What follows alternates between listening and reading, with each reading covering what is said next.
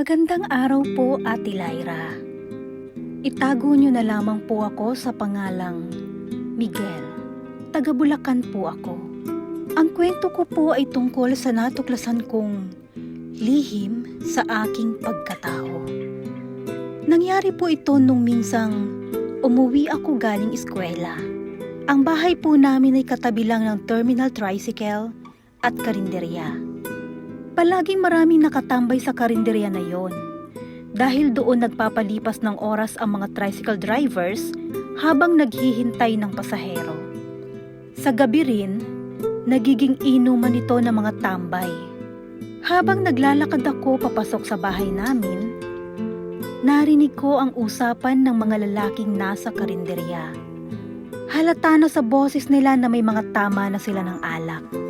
Kilala ko na ang mga tao sa amin, lalo na ang palaging tumatambay sa karinderyang yon. Boses pa lang nila ay alam ko na kung sino ang nagsasalita. Dinig na dinig ko ang usapan nila tungkol sa isang lalaki na kamukhang kamukha raw ng ate ko. Kaso lang, lumaki daw yon na hindi nakilala ang kanyang ina dahil ipinaampon. Na-curious po ako sa usapan nilang yon. Gusto kong alamin kung sino ba ang tinutukoy nila. Tumayo ako sa gilid at nagkunwaring nagse-cellphone. May kung ano kasing nagtutulak sa akin na pakinggan ang kanilang kwentuhan. Kahit alam ko namang wala akong mapapala. Pero iba ang pakiramdam ko ng sandaling yon, Ate Lyra.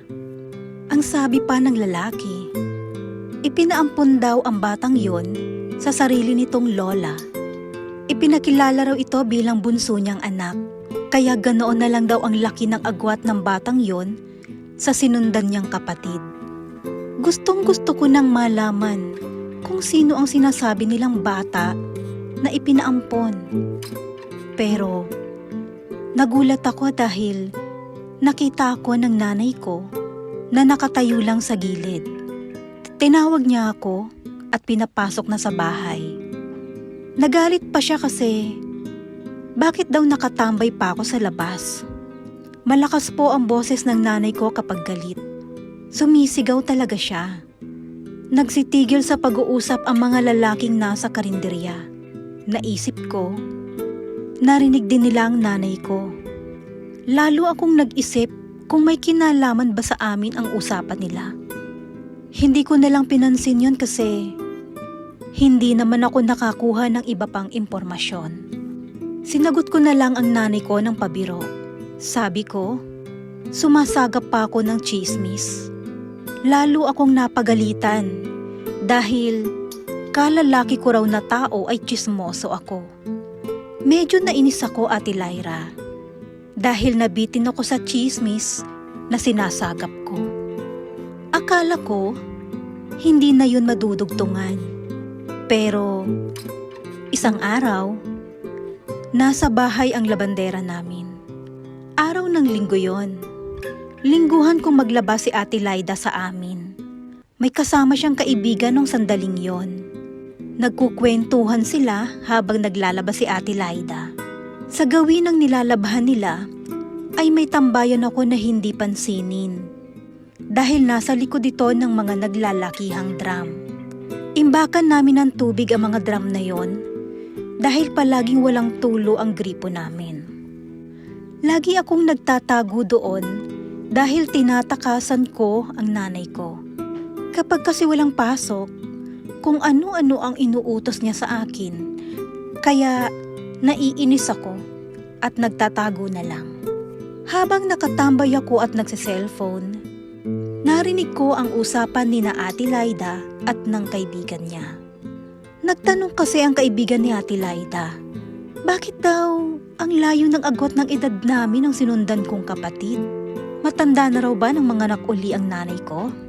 50 plus na po ang edad ng nanay ko at ako naman ay high school pa lang. Marami na rin na nagtataka sa age gap namin ng kuya ko. Hindi ko naman pinapansin yon. Kasi, nang itanong ko sa nanay ko ang tungkol doon, sabi niya lang, wala raw siyang magagawa kung mabuntis siya uli. Ayaw na raw niyang sundan si Kuya Al pero nangyari na. Dumating na ako. Akala ko ay ganun lang yon. Pero iba ang narinig kong sabi ni Ate Laida sa kaibigan niya. Hindi raw ako anak ng nanay ko. Anak raw po ako ng kapatid kong si Ate May. Wala po si Ate May sa amin, Ate Lyra. Nasa kumbento po siya. Nagkaisip akong isa na siyang madre. Madalang ko po siyang makita dahil bibihira lang siyang lumabas sa kumbento. Hindi ako makareact sa narinig kong sinabi ni Ate Laida. Sabi pa niya, anak daw ako ni Ate May dahil na-rape ito ng dalaga pa. Sa trauma daw ni ate, itinago raw nila ito sa mga tao para hindi pagchismisan. Nang ipanganak ako, pinalabas nilang anak ako ng kinagisnan kong ina na lola ko pala talaga, habang ang totoo kong ina ay dinala nila sa kumbento. Mula nang malaman ko yun, palihim akong nagtatanong sa ibang may nalalaman tungkol dito. Kaya lang, lahat ng tinatanong ko ay iisa lang ang sinasabi sa akin. Anak ako ng nanay ko. Lahat sila ayaw magsalita sa tunay kong pagkatao. Hindi ko alam kung bakit. Baka iniisip pa rin nila ang kahihiyan ng aking kapatid. Kahit si Ate Laida ay tinanong ko rin pero nagsinungaling siya. Wala raw siyang sinasabing ganon. Hindi na po niya inamin ang sinabi niya. Nalaman ng nanay ko na nagtatanong-tanong ako sa ibang tao kaya pinagalitan niya ako. Huwag daw akong makinig sa mga chismis. Nang malaman ko yon, doon ko naisip ang lahat ng sinasabi sa akin ni nanay. Lahat kasi ng gusto kong gawin dati, kahit ang mga bagay na gusto kong bilihin, sinasabi ng nanay ko sa akin na ipagpapaalam daw muna namin kay Ate May. Doon ko naisip na kaya pala laging ganon ang sinasabi niya. Kasi baka nga anak ako ng ate ko. Doon ko rin naisip na talagang mas kamukha ko nga ang ate ko kaysa sa nakagisnan kong mga magulang na lolo at lola ko. Dahil wala namang umaamin sa tunay kong pagkatao, hinahayaan ko na lang din. Naisip ko na hindi naman ako pinamigay sa ibang tao. Pamilya ko pa rin naman ang nakagisnan kong pamilya.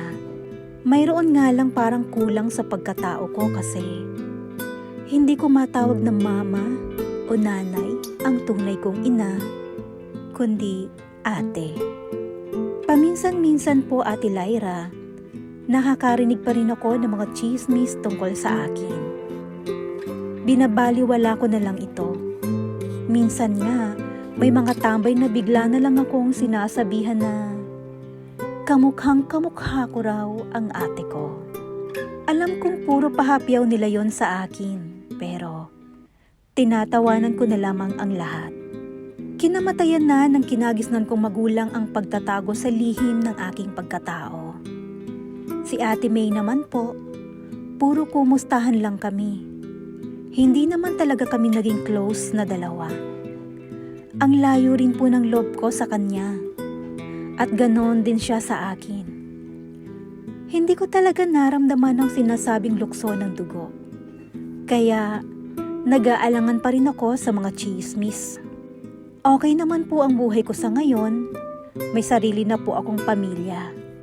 Hindi naman nakakabawas sa aking pagkatao at sa pagtatagumpay ko sa buhay ang hindi maging buo ang nalalaman ko tungkol sa akin.